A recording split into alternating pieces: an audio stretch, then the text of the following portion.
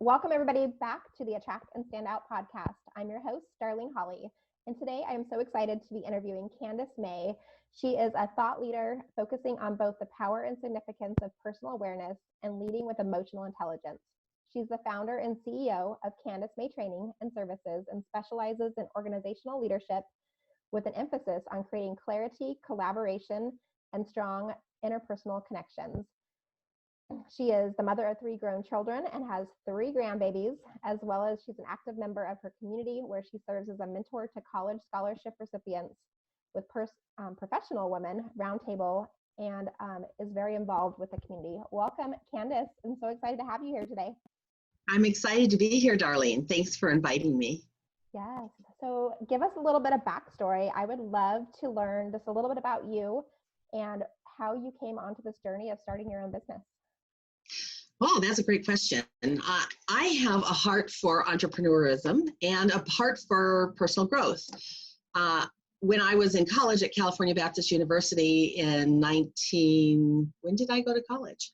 I started in 1989, actually, and graduated in 93 from California Baptist University, where I started an entrepreneurial club, a chapter there, and I had famous Amos Cookies, that entrepreneur come on campus and talk to us and so forth. And I'm really happy and proud to say that that club is still active at California Baptist University. And so that's thrilling. And when I was a kid, I started out with entrepreneurial things. I had an easy bake oven. I would sell lemonade stands. We would go to my aunt's and we would take things. She lived on a farm. We'd take vegetables and we dragged through the neighborhood our wagon, and I would sell, knock on doors. Would you like to buy some fresh vegetables? And very active in all of those things. Had a newspaper route. So I was always doing something growing up in that regard of the entrepreneurism. As far as personal growth, that has my heart. My whole life is all about personal growth. I think I probably started that journey about the age of 13. Being a redhead, I was very self-conscious about my looks and standing out a little bit different, being a redhead. And so I was rather sensitive. And so I began early looking into personal growth and who I am and what does this mean and the inside beauty versus the outside beauty. And that went beyond into our family. My dad was the youngest of 14. My mom was an only child. So there was a lot of polarity throughout my life, just like in the world. There's a lot of polarity. And learning that spectrum and how to bring the polarities closer together has been my journey. And being in a home where we didn't really say I love you much, just because my parents weren't used to that. My father was raised by his siblings, being the youngest of 14. My mom being a child, she didn't really have a lot going on around her at the time. She was raised by her grandparents at one point, was in a Catholic boarding school for a while. I did not grow up Catholic, but she did attend a Catholic boarding school. So all of that, we become who our parents are, and our parents became who their parents were. It's kind of a programs that get pushed into our subconscious level. We don't even realize what that looks like, and we inherit those belief systems, which become the assumptions of everything that we look at, and we decide the filter how we see the world. And so when we start to bring an awareness to what those assumptions are within us, and those how we're seeing things and why we're seeing them, and we're thinking about what our thoughts are to highlight that, we can start to change. We can start to really blossom into who we are and our best selves versus just generationally following a pattern with biases and prejudices that have been standing for generations. Yeah, I love that you bring that up because I think it's something that's so common, is so many of us learn from our parents and from our grandparents and our parents' parents, and like it's that generational train that comes down, and we get to be the ones that make that choice to change how that looks for our children and for like the new generations to come. What have been some of like the big ahas that you've had for yourself then for like breaking some of that generational change? Huge, huge ahas. Well, I find, first of all, Darlene, I'm glad you're aware of it. And not everyone is aware that they're picking up this programming. You know, the first 6 years of life, everything about us from conception is, you know, we don't have a conscious filter in our brain. It's just a sponge. And that's why you can see little ones who are just learning to speak, and they say things with the right exclamation, the right framing. They're picking all of that up from around us. We think, wow, look how smart that little one is. And they're just picking up everything from around us. And sometimes, I don't know if you've noticed this in your kids, but they'll do something and you'll go, whoa, where did that come from? And then later you find yourself doing something just like that. And you go, oh my goodness, they learned that from me and I didn't even know I did that. Yeah, they're like sponges or little parrots. Like they say everything that we say, they do everything that we do. And it's funny because, that happens probably more often than not. Like in my house, where I'll be like, where did they learn to say that? And you're like, oh, I'm like, oh, it was from my husband, or, oh, I said that last week, or, you know, they heard it from a friend, or like we can pick up where it's from, but they've taken so much information, and some of it's awesome. And then some of it you're like, oh, please don't say that in public. Right? So what did I learn? So polarities. Let's talk about polarities. My father, being the youngest of 14 from northern Georgia, he didn't get past the 3rd grade in education. He became a factory worker and very much controlled by the environment, his siblings, and the clubs that he belonged to. My mother, on the other hand, being an only child, ended up with a master's degree as a teacher and was very active, a world traveler, very active in the community and helping and serving and adding value to others. So my father had a huge heart. He was an extremely hard worker, but he had very strong biases. My mom, on the other hand, was one who said, everyone's equal. Everyone should be able to be their best self. And so I had a choice. Where did I want to fall in the spectrum? Myself, I'm the youngest of 5, and you can see a huge difference between the ages. There's 11 years between me and my oldest sibling. And the first 4 pretty much kind of went along with any conversations Dad might bring up, you know, don't break, you know, don't stir the pot, just go along, sure. And not me. I was that little black sheep who said, no, I don't believe that. I believe this. And I was very outspoken. And I believe I got that from my mother's side, but I was aware I had choices where my siblings, I think, just went along with it.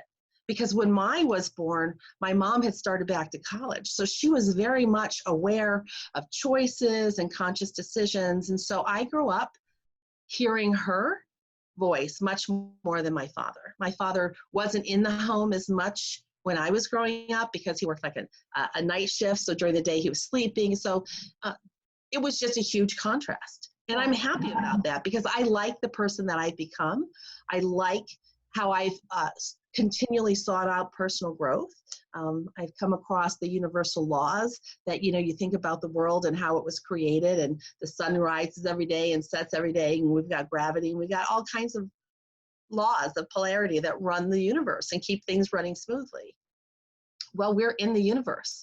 We're here, and it affects us. So while I am a woman of faith, I still very much believe in God is a God of order and has given these laws that when we're aware of them, we can use them to become better. Yeah. I love that you mentioned too, like that you're different from your siblings, because I think it's interesting. Like you assume like, oh, you're raised in the same household with maybe the same parents and that you're all going to kind of turn out exactly the same. But I think that in so many households, like our personalities are so much a part of who we are, that it's interesting to see like that your 4 siblings adapted more to like your dad's side, where you adapted more to like what your mom's teaching was versus sticking with them and like going the easy route, right? Which I'm assuming would have been the easy route in your household if it was your dad and 4 siblings, and then it was just you and your mom who had this like more open mind and were aware of the choices and that you could look at things in a different way. Yeah. So you certainly have to learn to be confident to stand your ground. Yeah. Because there's tons of pressure, huge pressure to fit in and conform. And when you're conforming, as my siblings pulled me aside, Candace, just go along with Dad, just say yes. And I said, no, I can't. Because if I say yes to something that I don't believe in just to keep the peace, then that changes who I am on the inside. Yes. So, so having that courage to stand out and have a voice and exercise that voice is not always easy. There's peer pressure throughout life. So let's kind of transition over a little bit then. So talking about standing out and being courageous to stand out against your family, how have you used that now in your business for standing out amongst, say, the competition and other people who do similar work to what you do? Yeah, that's a great idea. Great question. I am still forming that real crisp marketing message, which I think we're always tweaking throughout our businesses. I like to point out the fact that I work with emotional intelligence, and that's a term not everyone's familiar with, but pretty much if you come down to it, whether you're working in a business environment with a team and building employee engagement and value, productivity, higher morale, a lot of those things get broken because of a lack of trust between a leader and the lower ranks of file, and the regular workers. So all of that also comes down to an individual. A team is only as strong as the individual. So when we're working with teams, it always begins with each individual understanding what their strengths are, what their personality and communication styles are, how to communicate best with other people. Communication is huge. Being able to have workplace civility and communicate in a respectful way, have different opinions, but being able to courageously voice your opinion in a way that's respectful to others and honoring the diversity is important. And I think having the diversity in the workplace is critical, so that years ago we used to want everyone to conform, just conform, blend in and be the same. And now I think we're starting, a new generation of leadership, a new generation of the workplace. Even right now, as we're shifting through this change, our work environments are going to change. More people are going to be working from home. Schools will be doing more remote work. There's just that global aspect that's come, and people are beginning to realize, I don't want to be run by my employer. I go to work to make a living, but that's not who I am, right? My paycheck is not who I am. And I think finding the values within the individual and an organization, how those line up, making sure that you're with an organization that represents the values that you believe in as well. And what is those values in the workplace? How does that trickle down through the company into each position, each employee? How are they living out those values in the workplace? And how are they living those out in their homes and in the community? I think companies have a responsibility more and more so to grow their people, to grow their staff. People should be their best asset, not just a resource to toss away. Yeah. And yeah. I love that you bring that up, because that's something that I work with, like with my clients, is making sure that you're aligned with your values, like as part of your personal brand, right? Like sharing what your values are with your ideal clients so that they can know if you're the right person to work with them. So, and I love that you bring that even to like the corporate setting, that a company can match their values to their employees, because it's important to make sure that those values match up. That's how people thrive in an environment, by being able to be who they are and stand up in that as that person, versus putting themselves in a box or trying to be something that they're not being. What happens when you're trying to voice your opinion and add value, and someone is constantly squelching you down?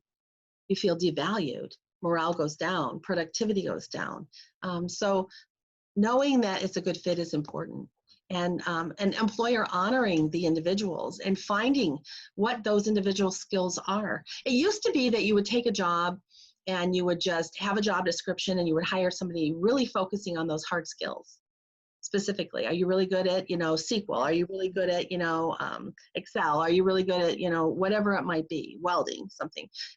Those skills are important. Yes, absolutely. But if you really think about it, Darlene, hard skills can be taught and learned. I mean, how long does it going to take a person to learn a pivot table in Excel? They can learn that in a day. Yeah. But how long does it take for somebody to learn how to be respectful, how to communicate well, to evaluate their values and figure out if they're living those values? It's those soft skills and how to communicate and blend your communication style to different people's personalities is critical. It takes a little bit more time because it absorbs into every area of our life. Yeah, and it's so important. I was just talking with a client yesterday, and she was looking at hiring, and that's the exact same conversation we had as I was walking her through, like hiring somebody that's going to have the same values and be able to connect with them on the soft skills side, not necessarily during the hard skills, because yeah, you can teach somebody anything. So if you want somebody to come in and hire a VA to help you with, your newsletter and uploading to the content manager that you use, those are all things you can teach. But yet, like you said, like that they're a kind, normal human being who you want to work with and like that you're going to appreciate and have a respectful communication with is far more important. And like you said, you can teach anybody almost anything, right? Yeah. And how do you respond to the public? There's so many people in public who maybe don't have good social skills. And unfortunately, what happens when you're dealing with customers or the public and they're hitting you in a negative way? Do you have the skill set to bounce back with resilience in a positive way and transition that customer out of a negativity mindset into compassion and understanding and build a loyal client? Those are skills that are really huge, that affect team building. They affect, the company overall, the company's reputation, all of these things. Companies often look at their sales, and they should, and they often look at their bottom line, and they forget about that middle profit area, which is the people, because the people are what's driving. You've got people who are running your sales. You've got people who are running your product development, your quality control, your customer service. So my message is be a person of value and add value to other people. Value your people because people matter first and foremost. Yeah. So how do you work with your clients, and tell me a little bit about like what your work looks like? Great. So I have different avenues of my work, just like many companies have different divisions. I work with individuals more in a coaching sense. So that would be either virtual or in person. Everything can be done virtually over Zoom, like we're talking now. And if I'm working with an executive or someone, oftentimes they're an executive or a business owner, and it's really getting into what their needs are. I like to do a holistic approach to the coaching so that, yes, we're identifying their business needs and their goals and what they're trying to achieve. But above and beyond all of that, people cannot outperform their self-esteem and their self-concept. So we really have to get into a lot of their personal growth and self-awareness of who they are and what are those belief systems that are holding them back. And it just comes through the process of working together that we're identifying these things and they come up. And the responses I get back from my clients are my life, my family life has been impacted, my personal faith has been impacted, my company has been impacted, my expansion with employees and customers. So I think taking that holistic approach is the best to me, because as a business analyst and project manager in IT for years, I work with doing core analysis. You can put Band-Aids on systems, but bottom line is that's not going to work. It's not, you're always going to be putting those Band-Aids on unless you go down to the very bottom core as to what is the main issue that we're dealing with. And we fix that bottom issue, and then we get a whole new level of fruit and productivity that comes out and affects every area of our life. Yeah. And it's so true. Like no matter how you're working with a client, like it impacts so many different layers. Like sometimes you might be working on just what like their work life is like, and you might be focused on like the professional side, but I love that you mentioned like that they're impacted in their family and their faith and all these different areas, because like it's it goes deep into all the different streams. It's not just about your professional life. It leads over or bleeds over to those other areas, and you're able to like see change in tons of areas of your life versus just one specific focused area. Yeah, absolutely. Absolutely. What Yeah. has been like one of the biggest challenges you feel like since you started your business? Has there been any like big moments where you really had to change up like how you marketed or how you presented yourself or anything like that you can Absolutely. I think being an entrepreneur and a business owner brings up everything in your life that could possibly come out, because it's one thing to work for a company and sell their products or work with them. You go in and you're doing a specialized function. When you're an entrepreneur business owner, you're touching every area of the business as you're starting. You know, as you start to grow and you have some income going enough, you can start hiring other people in specialty areas. But when you're starting out, you're selling yourself. You are the business. So people don't necessarily buy your service, they buy you. When they connect with you, they understand you, they understand that you connect with them, they understand. So you've got to get your marketing message down, you've got to get your financial situations under control. There's so many different aspects of the business, as you know, that come into play. So starting out as a new business, I came to a new city and started my business in a brand new city. So the first year was all about getting connected to the city, to what's going on around in the community, getting the feelers out there and so forth. And that's been a process, and it's been a great process. I did want to go back, if I can, to that other question as to what makes me a little bit different and stand out. Yeah.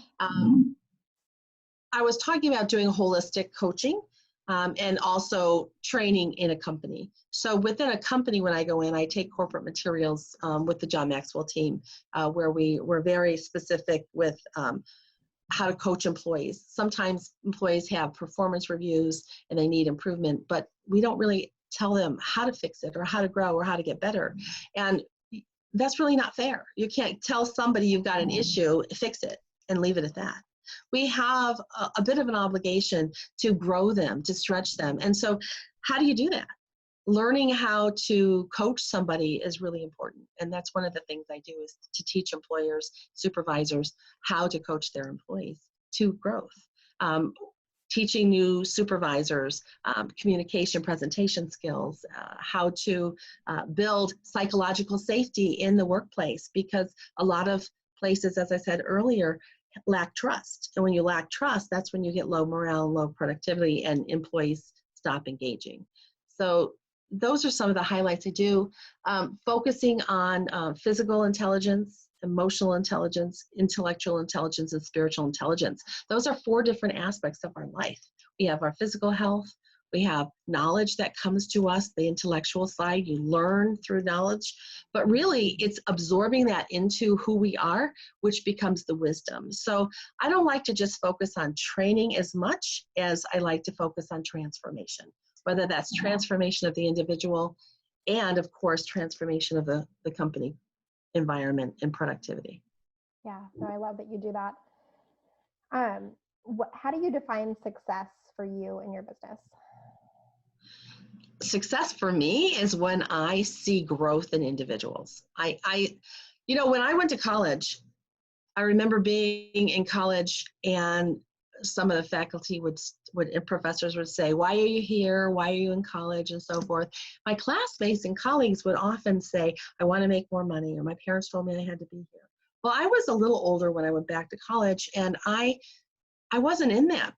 I went back to college to gain knowledge and wisdom, and to gain a different perspective, a way to stretch how I structure and think, and to gain more access to different social groups than I would have had I not been in college. College does change you. It changes your thinking structure, right? How your logic process. So for me, that is success, when I'm feeling well-rounded, when I'm feeling a connection with other people, when I'm seeing my clients are really having aha moments and And when I see a manager or a leader who was disconnected with his staff or his company, his team, all of a sudden realize I was not communicating with them. I was just transacting transfer of information to them.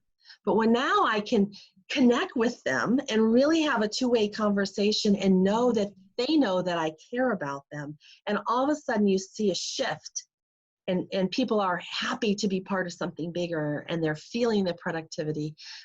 That's success to me, really. Yeah. I love that. Yeah. I love that you shared the story too, like taking it back to like, it's deeper for you. It's not just success for your business, but success in life, even, because going to college and finding that how you wanted to succeed during that time frame, like you took an approach that many others might not have chose to. Like you went to college when you were a little bit more mature and like you knew what you wanted versus going because mom and dad made you go, or because that's like the normal thing, that like progression, like if I graduated high school I have to go to college now. Like it's not that next level, it's deeper for you, which is beautiful. And here's the point, Darlene. People have choices. When I decided to go back to college, it was a pivotal point. I was a single mom. I didn't have any money. And yet I heard the Lord say, you need to go to college.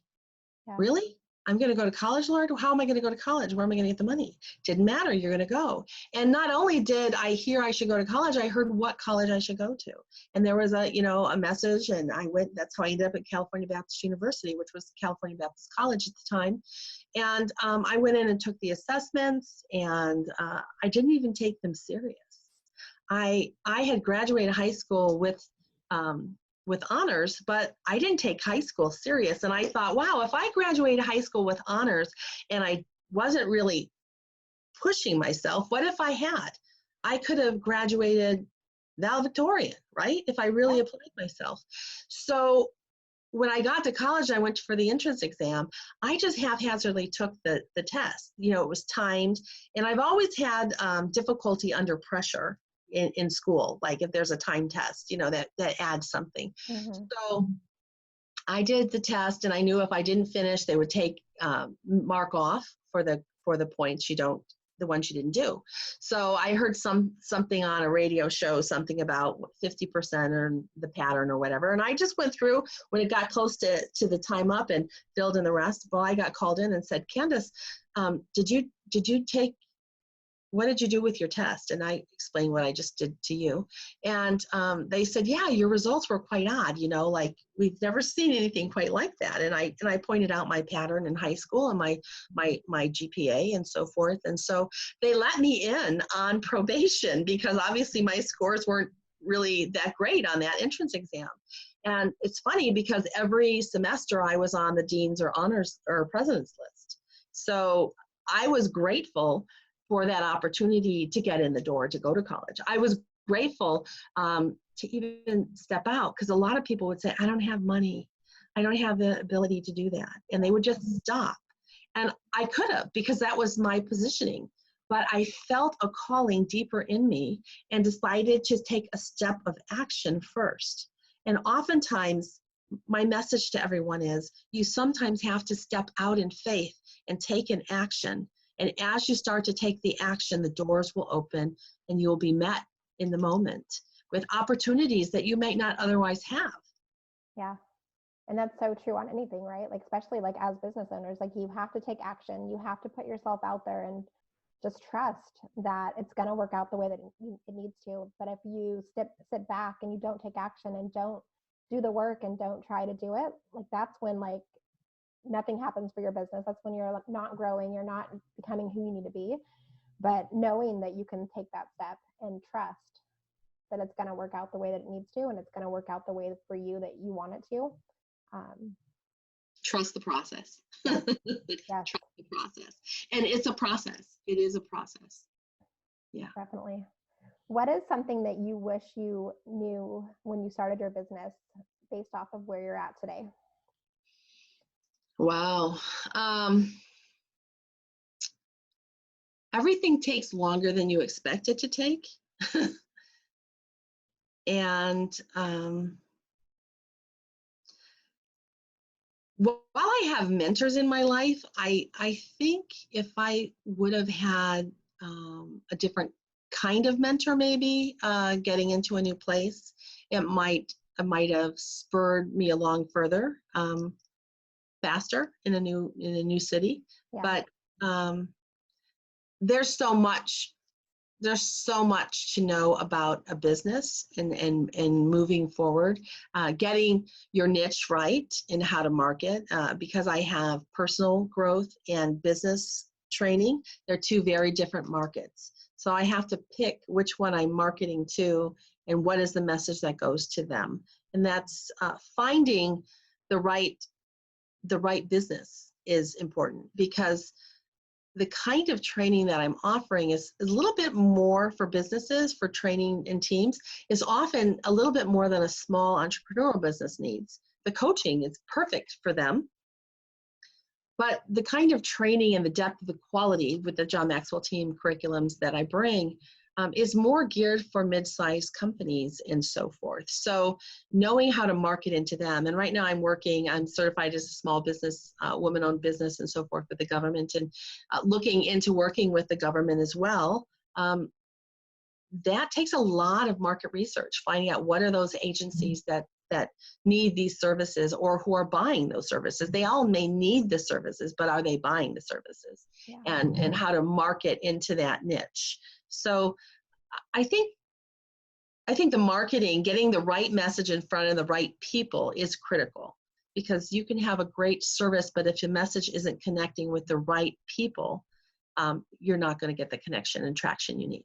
Yeah, no, I couldn't agree anymore. Like, that's what I teach with my clients too, is making sure that you know exactly what your niche is, who your ideal client is, and how you word it to where it draws in your ideal client. They're leaning in and they're wanting more from you, versus like if you're repelling to the people that you're not trying to call into you too. Like, you want your messaging to be crystal clear so that they are like, yes, this is for me.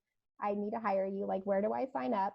Or they're saying, this is awesome. Like, this isn't for me, but you know what? I think this person might be a great fit for you. Who can I refer them over to you? Because it's not for me, but I know somebody who would be a great fit for you. The referrals are great. And the challenge that I see right now is, right now, for me, speaking gigs are everything. If I can speak to an organization, that would be wonderful. I would love to be on the big stage as a professional speaker eventually. That's where I think I'm headed. Exciting. But pardon me? So that's exciting. That is exciting. And having that access is wonderful. What I was going to say is, because there's two pieces to this. There's the corporate side, the company side, and then there's the individual side. If I'm presenting the corporate side, everyone connects in those presentations, because they've been that employee who's been devalued, or they've seen that they've been the employer who is connecting. They know what works, and they've experienced. You can probably remember who's your favorite boss and who's your worst nightmare, right? Oh, yeah. So there's a contrast. And when you compare who that best boss is and that worst one, it really comes down to those soft skills, doesn't it? Yep. Every single time. Every single time. But to get those soft skills, you have to work with the individual. So what I'm offering applies to every single individual, and can, on an individual basis, through coaching, or it can go into a company environment and develop the teams and so forth, and how that works. Again, it's a layered. So training and coaching combined is ideal. So for me, finding that combination of, are you going to wait for your employer to buy the training for you to help you develop yourself? Or are you going to take the risk and invest in yourself? Because a lot of people say, well, my employer won't pay for my training. Okay, but do you believe in yourself? Yeah. Are you willing to invest in yourself? Because if you're willing to invest in yourself, then your employer may be also willing to invest in you. Yeah. And that's true, because like a lot of times employees know that they want to develop more. They know that they're meant for more, that they could move up in the company at a higher or a quicker speed if they had just some of those softer skills worked on. but they're afraid to ask a lot of times. So getting them to believe in themselves, as well as getting the corporations to believe in the ability to train their people and to help them move up within inside the organization is a very cool thing, because if a company is willing to invest in their people, it shows like so much of their value. It shows so much of their character and what they're willing to do to help their employees get to be the best, so they can, as a company, rise, not just holding on for the employee, waiting for them to, take action on their own. Those companies that have the strongest, most loyal customers and great customer service usually are those same companies who are investing in their employees directly. There's a direct correlation, because everything rises and falls on leadership. What the leadership is doing to the people will replicate out, right? So it's a ripple effect, and not only within the company, within the families, within the communities, and that's how we change the world, one person at a time. Yeah, I love that. Well, as we start to wrap up today's interview, I have a couple rapid fire questions I like to ask all of my guests. I'm curious if you have a morning routine, and if you do, what is it? I do have a morning routine because, as I said, personal growth is everything to me. I have given myself permission that, I get up early and I spend time with a gratitude journal where I'm actually focusing on things I'm grateful for. I spend time on what is my burning desire that I'm trying to achieve in life, in this world. And what am I going to do? What are at least 3 things I'm going to do today to move me forward toward that goal? And then I work with some I am statements every day, every morning. I am confident, I am courageous, I am bold, I am capable, I am fully resourced. Whatever those I am statements are that I need to be working with are important. And I think, why? Why is that important? Because it's through repetition, and that what we're focusing on, where your energy goes, where your focus goes, your energy goes. So when you're focusing on something, that's your subconscious, those underlying belief systems we talked about. Through repetition, we can reprogram those. And as we're starting to move in that direction, synchronicities in life happen. So I have that morning routine. I spend some time in the Word. I ask you to spend some time quietly meditating to connect and fill my heart and my soul, because when I'm full and I'm nourished, then I can reach out and nourish my clients. Yeah, no, I love that. It's so important to take time for ourselves in the morning and just like reconnect with who we are and stay positive, and do those gratitudes and stay focused on who we want to become or who we're striving to be. So yeah, I love that you have a solid morning routine. Yeah. Who would you say is your biggest influencer or has made the biggest impact on your life? That's a good question. There's so many. If I were to pick currently in the last 3 years, I would say Paul Martinelli has been a really big influencer in my life. He was the founder of the John Maxwell team. Mark Cole is now the owner, but there's several. I'm a member of the John Maxwell team and certified through them, obviously. So they have 4 very strong core faculty, and then several additional ones. But he's made a large impact on me. He has some other resources he uses. A woman named Rachel Jane Gruber has been a great influence for me right now in the personal and business side, focusing on developing my business as well as on working through those shadows in life, those challenged areas of our belief systems, and stretching out of those. So those are the 2 biggest ones. And I work directly with Rachel Jane. I probably spend several days a week working with her directly through Zoom and programs and so forth that I'm working with. Nice. Love it. And what's your favorite way to recharge? Like, do you have a happy spot or something that you like to do, like when you're feeling like low energy? That's a really good question. I think meditation, learning to sit and kind of go through, well, it depends. If I'm just tired because, we're on Zoom and we can spend all day working here and sitting, getting up and dancing and moving is really wonderful. I love getting out and taking a walk. I live right by a nature walk here, so I love doing that. But as far as recharging throughout the day, probably dropping into a quiet moment of reconnecting to who I am. And that also works for calm anxiety if there's something going on. Yeah, Yeah. that's great.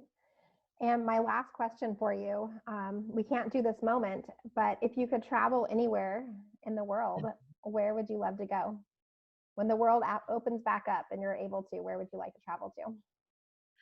Well, as I said, I like to be a public speaker and travel the world, honestly. I can't give you one answer to that. My heart is with Ireland. I've always wanted to go to Ireland. I was in Europe for 3 weeks when I was in high school. I traveled with a choir, and I never made it to Ireland. And I'd like to. I made it to England and France. But I was scheduled in May to go to Hawaii for a retreat to write my next book. And that got canceled with the COVID-19. So I wanted to swim with the dolphins on my birthday. Yeah, that was That would have been amazing. Yeah. But I enjoyed Costa Rica. I went in 2018 to Costa Rica. Would love to go back into the rainforests. Yeah, that's Yeah. awesome. So I don't have one place. you have a couple of things you want to do, which I love. That's very much how I am. I have a whole bucket list of places that I like to go and visit one of these days soon. Yes. I actually have a bucket list book. That's awesome. Candace, this has been so fun. Tell our listeners how they can connect with you. Well, that's easy. My name is Candace, Candace, and my website is CandaceMae.com, CandaceMae.com, and my email is Candace@CandaceMae.com. And from there, you'll find my phone number, and you can connect on my website and connect with me there. Awesome. And you're on social media too, right? I am. I have a Facebook page for my business, Candace Mae Training, and I do Monday Facebook Lives at 8 Pacific time. So you're more than welcome to join me there. And yeah, that's my presence. I have LinkedIn and YouTube, but those are evolving. Yeah. Perfect. Well, Candace, thank you so much for taking time out of your day and sharing part of your story. I so appreciate you coming on. Thank you, darling. I really enjoyed being with you.